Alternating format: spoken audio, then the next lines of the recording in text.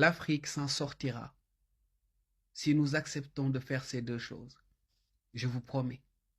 La première chose, ce sont des réconciliations nationales.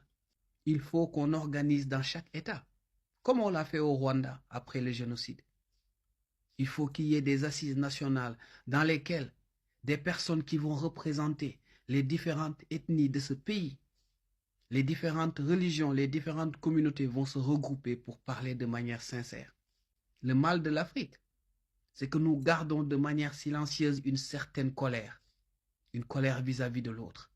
Une colère vis-à-vis de la société. Mais personne n'en parle. Par contre, dans les foyers, on éduque les enfants avec cette colère. Mais personne n'en parle. Tant que ces assises nationales ne sont pas mises en place, aucun pays d'Afrique ne sera épargné. Parce que la colère et la haine est là. On se regarde, mais on ne s'aime pas. La deuxième chose à faire, qui est la suite du premier processus, c'est qu'il y ait des assises internationales. Que les chefs d'États africains se regroupent comme des frères et qu'ils osent eux aussi se dire cette vérité qu'ils gardent au fond d'eux. Nos chefs d'État se regardent, mangent autour d'une table mais ne s'aiment pas.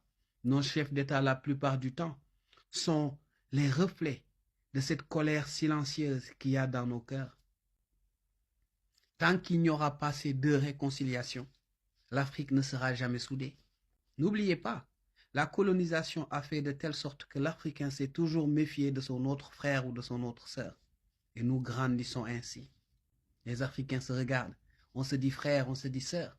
Mais au fond de nous, il y a une certaine colère, il y a un certain mépris.